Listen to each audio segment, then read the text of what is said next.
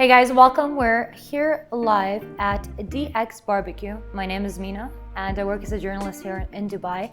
You might not know too many things about me, but I'll give you a short life story while cooking one of my favorite meals. Today we'll be doing these juicy veal chops. Now, it's super important that the quality of the meat is good, especially if you're so into cooking like I am. And I have to tell you that dxbbq has a top-notch quality, and today you're going to witness it with your eyes. So let's get started. I'm going to tell you a little bit about myself. Obviously, I have lived in Dubai for 3.5 years now, while I chop my garlic. I've been living here for 3.5 years now. It's an absolutely amazing place because Dubai is so international. And making it so international, I feel like there's so many languages, so many cultures, and there's only that one thing that combines everyone, and that is food. It's the language that doesn't necessarily need you to speak. You just need to stay in silence, taste it, and bond together with people while sitting at your dinner with your friends, with your loved ones. So food is always important. Now, something about garlic, by the way, very spontaneous fact. I did do a cooking course in Tuscany a few years ago with my fiance, and once I cut the garlic like this, one of the cooks told me, you need to smash the garlic first and then peel it off. So this is something we're gonna do right now. We're gonna smash it a little bit, make sure that all of the skin, all of it falls off naturally. And at this point, as you can see, it just kind of detaches by itself. So we're gonna put our fire up, not too much because the garlic shouldn't burn in the beginning. So we placed our garlic onto the pan now. It's slowly gonna get heated. We can add some more. But anyways, we place it on the pan. Now that it's a bit heated, we can put some olive oil on it. And we're gonna get straight to the rosemary now. Now, rosemary is interesting because a lot of the times when you do use different, let's say, plants such as this, when you do need to smash it a little bit to release the taste. I don't know if you guys do make your gin tonics with basil or not, but that's the same fact. Just like mojitos with milk, you need to squash it a little bit in order for the taste to get released. So this is exactly what we're gonna do now. We're gonna take a little bit of rosemary, and we're literally gonna crash it a little bit in our fingers and pour it on top of the garlic. Voila. With meat, obviously, it's very specific because when we do cook meat, sometimes we're just very hungry and we really need that steak, right?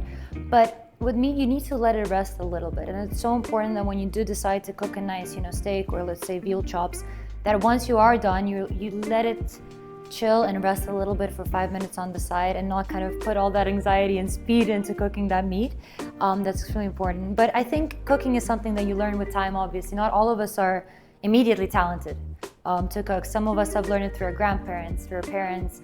But at the end of the day, I feel like all of us, especially here in Dubai, where life is just so fast-paced, we have to learn our own style of how to make things in the fastest way possible, but at the same time with top-notch quality. And I think that's where frying meat comes in, because you don't necessarily need too much time to do it.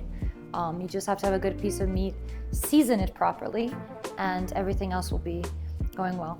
Oh, here we go. Rosemary started cooking up. We're gonna put the meat now, guys. As long as you see a little bit of smoke coming out, not too much, this is where you can start frying the meat. I'm gonna put it at the top. Give it a little shake.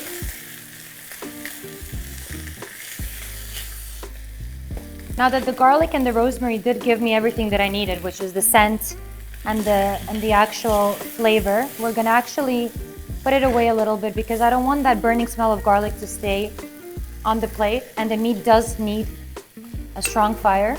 So we'll put it back later once the meat is ready. I think average time will need around 5 to 6 minutes. It really depends on the thickness of your veal, whether you like it medium, whether you like it well done. This is all up to your personal taste. I personally like medium or medium rare when it comes to beef, but again, it all comes down to what you actually like. I'm gonna put a little bit of salt. You can even massage it a little bit into your meat like this. Some pepper as well. There we go. Something I did notice here in the UAE, a lot of people tend to like to eat spicy food, and they add so much spices and pepper and everything. I'm personally not a huge fan because I like to taste the meat as it is, but obviously if you do like to have some sauces on the side or place a little bit of extra red pepper, just like Jamie Oliver loves to do, you could always do that. Alright, so as you can see, I placed my garlic and my rosemary on the side. Now what you could also do is take a little bit, heat it up, place it on the sides, but the moment that you do smell that it's burning a little bit, you can put it away. I also like to brush it a little bit on my meat like this. Rosemary is something that's extremely neutral, but that opens up those senses. Okay, now we're gonna let this rest for a good 2 extra minutes. When you see the sides, they're getting, a little bit already darker, a little bit grayer, wait another 2 minutes before you flip it. And remember, never flip your meat too many times. It's very important that you keep it for 5 minutes on one side, 5 minutes on the other side. You can do a little bit of checking. I think this one is nearly ready. But don't worry, it's not gonna burn, as long as you keep it there for a good 5-6 minutes. Now that I see so much smoke, it's very funny because I think all of us have these funny stories from university when we used to cook in our public accommodations and kitchens, and I always used to get so pissed at my roommates because most of them did have classes in the morning, and at 6 a.m. they would be cooking their lunches and the fire alarms will go off. So of course we used to put like the socks on the fire alarms to try that from happening. But it's one of those moments when you are growing up in a way, you're leaving your house, and you do realize that it's not easy to cook, it's not easy to spend your time in front of the stove, and then you start appreciating your mom more and your parents. But it's the process of growing up, and I know this might sound a little bit contradictory, maybe a little bit against feminism. I don't know if I'm getting into topics that are a bit too deep, but you do start to spend more time in front of the stove the older you get, especially as a woman, and you need to find a way to love it more.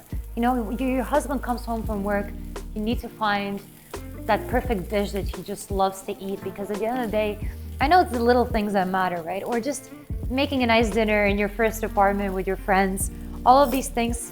See, if I could show you guys this is kind of like the ready one side of the veal. It's not necessarily super burned, but even if you see a little bit of like a darker color, that's totally fine, don't worry about it. I'm gonna flip this one as well. I'm gonna add a little bit more oil now that we flipped the sides. Veal likes to consume a lot of oil. I mean, not as bad as, let's say, zucchinis or eggplants, but you do need to make sure that you always have enough oil. Some people like to fry it on butter.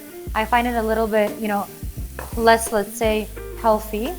But I mean, it really depends on your taste. You could always give yourself a little bit of spoiling and cooking on butter every now and then. So now I'm gonna also flip my rosemary and put a little bit of it on this side. Just like that, brush it quickly. My fiance is actually Italian, and it's so important for us that whenever we do get people over and we start cooking for them, that we do it while they're there. I think it's something that I did notice when I lived in Italy when I was 16.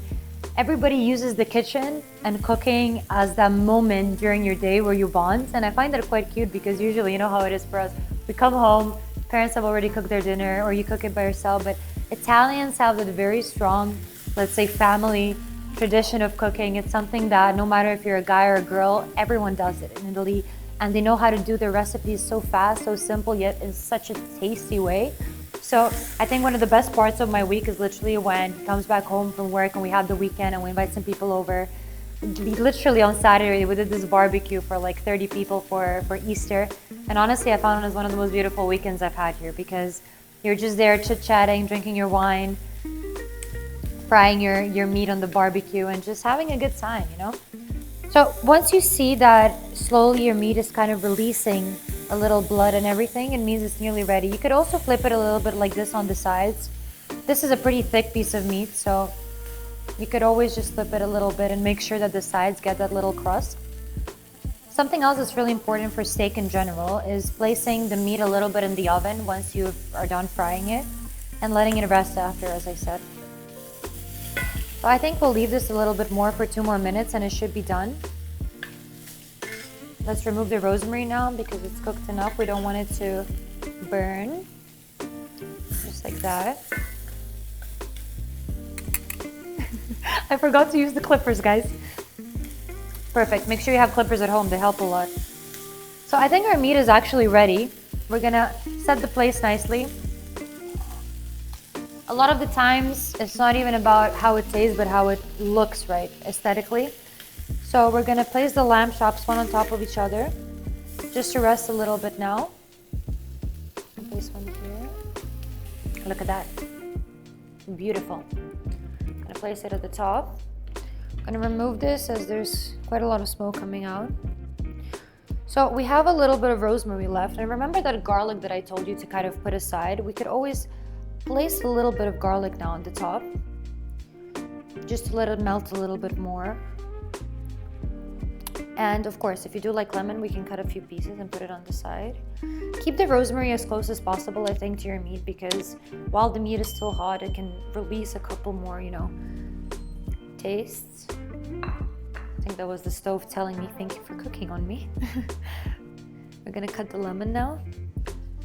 Again, some people prefer to put lemon on their meat, some don't. We're just gonna keep it there. You can always cut the ends to make it look nicer. And voila! Veal chops a la Mina are ready. And I cannot wait to try it. I think it's gonna be amazing. Thank you guys. This was the first recipe of the day. And I hope you enjoyed it as much as I did.